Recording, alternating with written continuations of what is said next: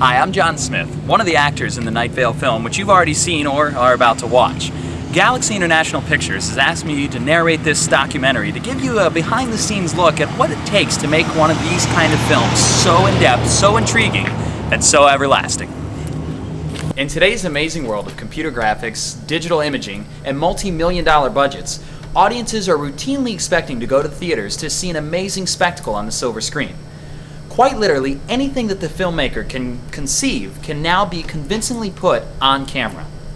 In the new millennia, surround sound action films pummel moviegoers like a thunderbolt, with lightning-fast action sequences and eardrum-bursting sound effects. This is certainly true.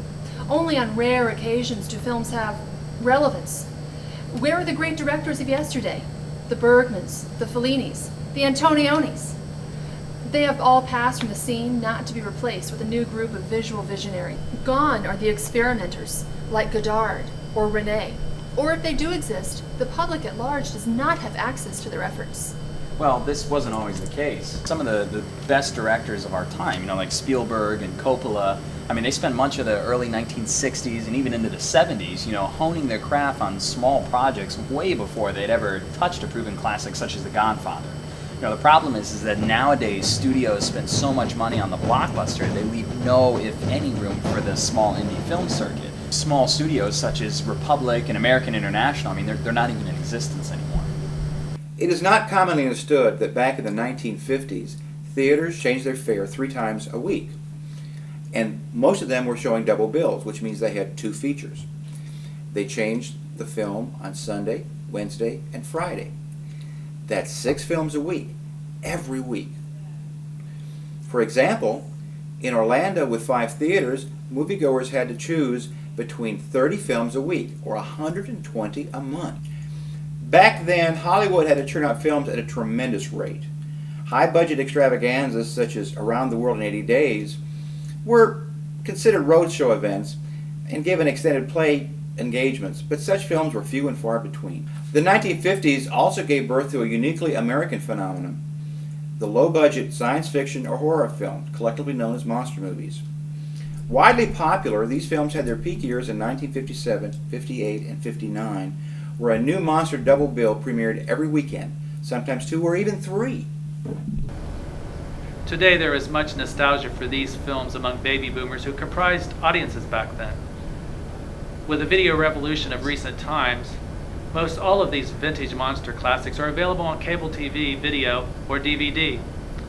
But nostalgic film fans yearn for more and would welcome new low-budget films. I don't know that it's even possible to recreate such low-budget films today. Even meager films are too high-tech, and the acting and cinematography are completely different today. Besides, who would want to make them, and from a purely financial standpoint, who would want to watch them? It actually might be quite surprising, but there are hundreds of thousands of people who are more than interested in seeing some of the worst films that have ever been made. That's right.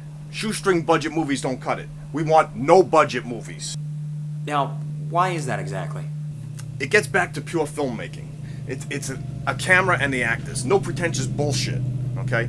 It's like the director has to scrounge together to pull together a film. Like we gotta scrounge together to pull together our lives. So you appreciate the realism or the... No way, man. We hate real life. Real life sucks. We want stuff we can't see every day. Now, I'm not too sure if I quite understand what it is that you're talking about. What is it exactly you're hoping to see in these movies? Vampire babes with big teeth and big knockers. Biting regular chicks. Like lesbian violence. But not with real lesbians. It's so much harder if they're just babes pretending to be lesbians. The low-budget filmmaker has always relied on exploitation to entice moviegoers into seeing their films. And the enticement is not always sex and violence. That's where the new Cheeseorama process comes into play. Now, Cheeseorama, that's the unique cinematic process that uses digital technology to regress current CGI back to a more primitive version. Now, to understand how this works, you must first understand what has gone before. To belie the low-budget nature of their productions, producers devised special screen processes hyped in advertising to make viewers think they were getting something special in their film, such as the very expensive Cinerama process. Of course, this was cheating the public. Such processes were nothing special at all. Mere ballyhoo. my favorites were Emergo, where Vincent Price runs a plastic skeleton out over the audience, and Percepto, where William Castle wires all the seats in the theater, and it's like they're electrically wired, and you get a shock right up your ass. God, I wish I could have been there for that.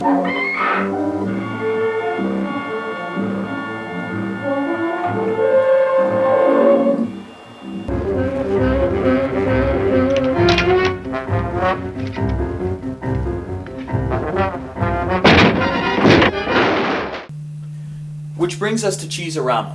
Now, to explain this revolutionary new film technique, we're going to speak with none other than the man who invented it, Mr. Burson Fausch. Burson, how you doing?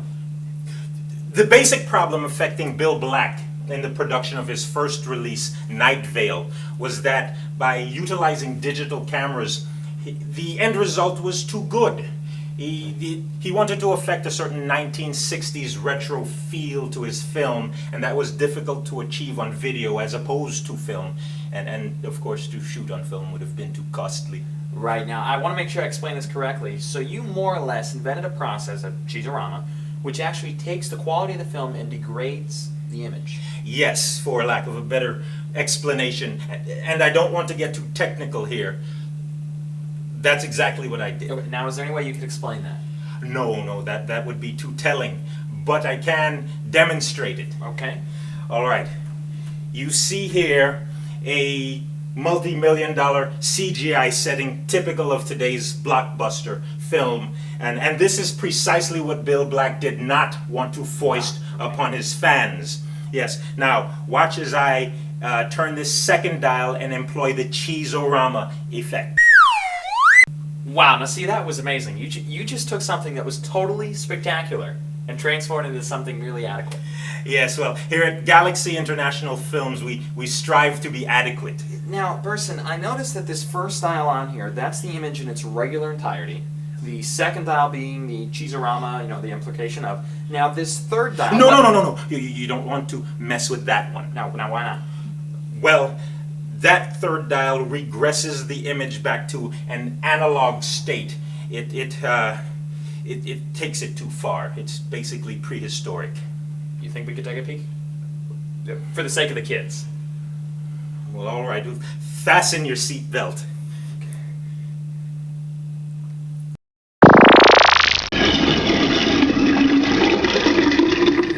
Sweet.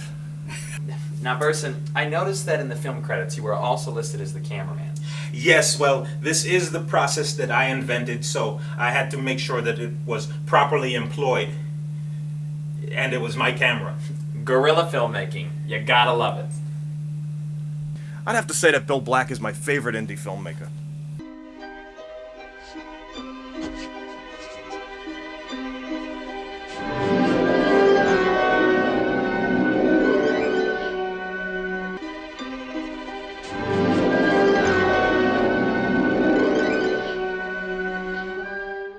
See, but I really don't hold that against him.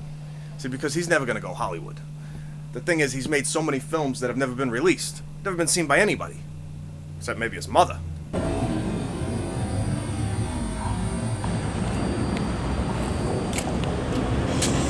Oh, please. Don't get me started. He has been doing these films ever since he was a kid. Since high school. And he has yet to finish a damn one of them. When I think about the time and money he's wasted... But you see now, the beauty of it is that Black can finish all of his films through the miracle of Cheeseorama. Fitz Black actually made films back in the 1960s and 1970s. When he finishes them and releases them on DVDs, it will be like finding lost films from a vintage era. See, I've seen pictures from his movies. He has them in his Femforce comics.